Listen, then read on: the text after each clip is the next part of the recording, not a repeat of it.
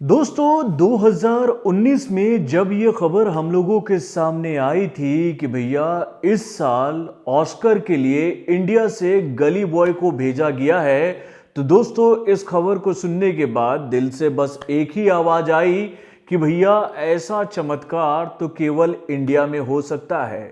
तो दोस्तों ये तो बात थी 2019 की, लेकिन भैया 2020 में अब जो खबर आई है ऑस्कर के लिए, उसको सुनने के बाद आप भी ये कहने पर मजबूर हो गए कि भैया इस बार वाकई में इंडियन फिल्म इंडस्ट्री की तरफ से एक बेहतरीन फिल्म को भेजा गया है ऑस्कर के लिए। और ये फिल्म ऐसी है कि भैया इसको लेकर हम ये बात गारंटी से कह सकते हैं कि भैया अगर इस फिल्म को ऑस्कर नहीं मिलता है तो भाई इसके बाद किसी भी फिल्म को ऑस्कर नहीं मिलेगा। यानी कि भैया इस फिल्म को जिस तरीके से बनाया गया है उसको देखने के बाद आप भी बोलोगे कि क्या इतनी नेचुरल मूवी, इतनी बेहतरीन स्टोरी, इतना बेहतरीन एग्जीक्यूशन क्या इंडियन फिल्म इंडस्ट्री में होता है। तो दोस्तों मैं बात कर रहा हूं 4 अक्टूबर 2019 को सिनेमाघर में रिलीज हुई फिल्म जल्लीकट्टू की, जो कि मलयालम भाषा में रिलीज की गई थी सिनेमाघर में। और भाई इस फिल्म को देखने के बाद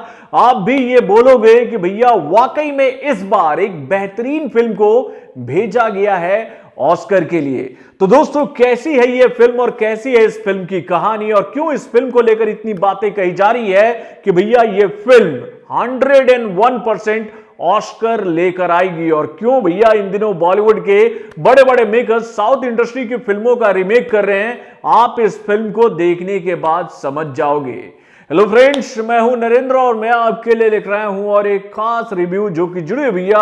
साउथ इंडस्ट्री की एक और बेहतरीन फिल्म यानी कि जल्लीकट्टू से। तो दोस्तों बहुत दुख के साथ पहले मैं ये बात आप लोगों को बोलना चाहूंगा कि भैया आज मैं इस फिल्म का रिव्यू कर रहा हूं और आज मैंने सारे काम धाम को छोड़कर इस फिल्म को देखा। और भाई जब से मैं इस फिल्म को देखने बैठा था भैया इस फिल्म को छोड़कर उठने की इच्छा ही नहीं हो रही थी। भाई इतना बेहतरीन एग्जीक्यूशन और इतना नेचुरल वे में भैया कोई फिल्म बना सकता है, इस फिल्म को देखने के बाद आप भी ये बात कहोगे। यानी भैया ये फिल्म ऐसी लग ही नहीं रही थी कि भैया ये एक पिक्चर है, ऐसा लग रहा था कि कुछ एक घटनाक्रम हम लोग के सामने हो रहा है जिसको भैया कैमरे के माध्यम से दिखाया जा रहा है। हर चीज और हर एक फ्रेम आपके सामने नेचुरल तरीके से प्रेजेंट किया जा रहा है। यानी कि भैया ये फिल्म एक फिल्म के साथ साथ एक बेहतरीन डॉक्यूमेंट्री भी लग रही थी। और भाई इस फिल्म को तो देखने के बाद मैं तो यही सोच रहा था कि भैया इस फिल्म के कैमरामैन ने कैसे काम किया होगा यार, मतलब कि इतना बेहतरीन एग्जीक्यूशन।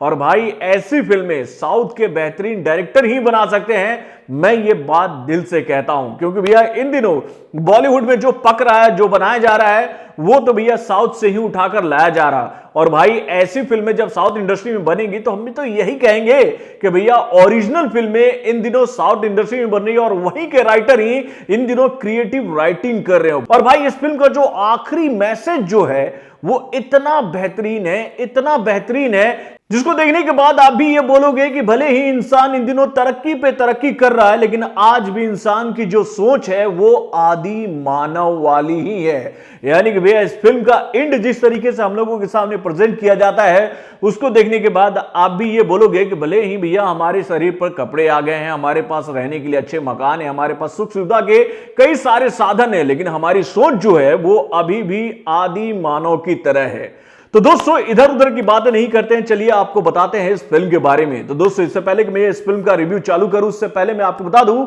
इस फिल्म को किसने डायरेक्ट किया है। तो दोस्तों इस फिल्म को जिन्होंने डायरेक्ट किया है उनका नाम है लीजो जोसे पेल्लेसरी। तो दोस्तों इनकी डायरेक्शन की मैं कितनी तारीफ करूं यार, मतलब इन्होंने जो फिल्म हम लोगों के सामने रखा है और इतने नेचुरल वे में हम लोगों के सामने रखा है कि भैया इनकी काम को देखने के बाद हम ये कह सकते हैं कि भैया इनका एजुकेशन लेवल कितना हार्ड था। और भाई इन्होंने जो सोचा उसको जिस तरीके से हम लोगों के सामने रखा उसको देखने के बाद तो हम ये कह सकते हैं कि भैया इनके थॉट में जो कहानी चल रही थी, इनके दिमाग में जो कहानी चल रही थी, उस कहानी को उन्होंने भैया 200 गुना ज्यादा, मतलब उससे भी बेहतरीन हम लोगों के सामने रखा। और एग्जीक्यूशन को देखने के बाद मैं बोल सकता हूं कि भैया ये फिल्म तो हॉलीवुड लेवल की फिल्म, और ये फिल्म एनिमेटेड मूवी नहीं है बल्कि एक नेचुरल वे में शूट की गई फिल्म है। और भैया इसी वजह से मैं इस फिल्म को लेकर कह रहा हूं कि भैया ऐसी फिल्में हॉलीवुड के मेकर्स भी नहीं बना सकते हैं। तो दोस्तों मैं तो लीजो सर का तो फैन हो गया हूं और उन्होंने जो काम किया है बॉस डायरेक्शन में, उसको देखने के बाद मैं बॉलीवुड के बड़े बड़े मेकर्स को यही कहूंगा कि भाई आप इस फिल्म का रीमेक मत करना, बल्कि इनसे आकर टिप्स ले लेना कि भैया डायरेक्शन कैसे होता है और ऐसी फिल्में आप कैसे बना सकते हो। तो दोस्तों ये तो बात हो गई इस फिल्म के डायरेक्टर की। अब चलिए हम लोग बात करते हैं उस सेक्शन की जो कि भैया इस फिल्म का सबसे इंपॉर्टेंट पार्ट है, यानी कि भैया राइटिंग वाला डिपार्टमेंट। यानी कि भैया जिन्होंने भी इस फिल्म की कहानी को लिखा है, इस फिल्म का स्क्रीन प्ले लिखा है, उन्होंने भैया फिल्म को इतना कसकर हम लोगों के सामने रखा कि भैया फिल्म में ऐसा कोई लूप हॉल है ही नहीं कि जिसको देखने के बाद हम ये कहें कि भैया ये फिल्म यहां आकर कमजोर हो गई। यानी कि भैया इस फिल्म का स्क्रीन प्ले, इस फिल्म का डायलॉग, इस फिल्म का हर एक सीन इतनी बेहतरीन तरीके से सजाया गया है कि भैया आप इस फिल्म को छोड़कर उठ नहीं सकते हो। तो दोस्तों इस फिल्म को लिखा है एस हैरिस ने और आर जय कुमार ने, यानी कि इन दोनों ने मिलकर इस फिल्म की कहानी को लिखा है और इस फिल्म के स्क्रीन प्ले को लिखा है। तो दोस्तों ये तो बात हो गई इस फिल्म के राइटर डायरेक्टर की। अब चलिए हम लोग बात करते हैं इस फिल्म के मुख्य कलाकारों की। तो दोस्तों इस फिल्म को देखने के बाद मैं गारंटी से एक बात कहता हूं कि आप ये बात तय ही नहीं कर पाओगे कि इस फिल्म में मुख्य कलाकार कौन है और कौन इस फिल्म में सपोर्टिंग कलाकार है और कौन इस फिल्म में जूनियर आर्टिस्ट है। यानी कि भैया इस फिल्म के हर एक फ्रेम में दिखने वाला हर एक किरदार इस फिल्म का मुख्य कलाकार है। यानी कि भैया इतने लोगों के बेहतरीन एफर्ट की वजह से इतनी बेहतरीन फिल्म हम लोगों के सामने आई है। यानी कि भाई मैं सबसे पहले बात करूंगा इस फिल्म में नजर आने वाले जूनियर आर्टिस्ट की, क्योंकि भैया उन्होंने जिस तरीके से एक एनर्जेटिक माहौल बनाया इस फिल्म के लिए,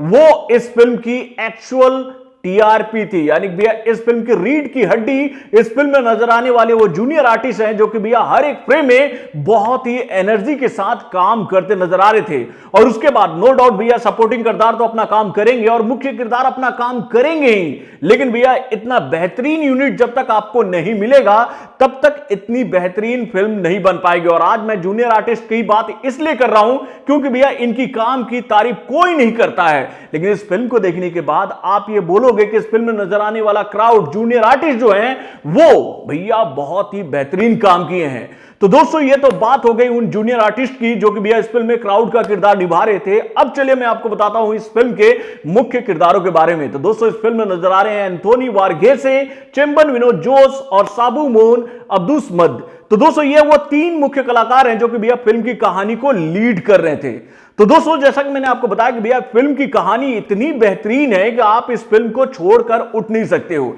यानी कि भैया अगर आप फिल्म को देखोगे तो फिल्म की शुरुआत होती है एक भैंसे के बलि से। यानी कि भैया भैंसे का बलि चढ़ता है और उसके बाद भैंसे का मांस जो है वो पूरे गांव में डिस्ट्रीब्यूट किया जा रहा है। लेकिन पूरे गांव में ये मांस क्यों डिस्ट्रीब्यूट हो रहा है ये आप फ्लैशबैक में जाकर समझोगे। यानी कि भैया प्रेजेंट में जो कहानी आपको देखने को मिलती है वो बार बार रिपीट होती है फ्लैशबैक में, और उसके बाद आपके सामने वो एक्चुअल कहानी आती है कि भैया कैसे एक भैंसे की वजह से, यानी कि भैया एक भैंसे नुमा सांड की वजह से पूरा का पूरा गांव जो है वो आदि मानव बन जाता है। और भाई इन दिनों जिस तरीके से साउथ इंडस्ट्री ने अपने काम से पूरे इंडिया को प्रभावित किया है, उसको देखने के बाद आप भी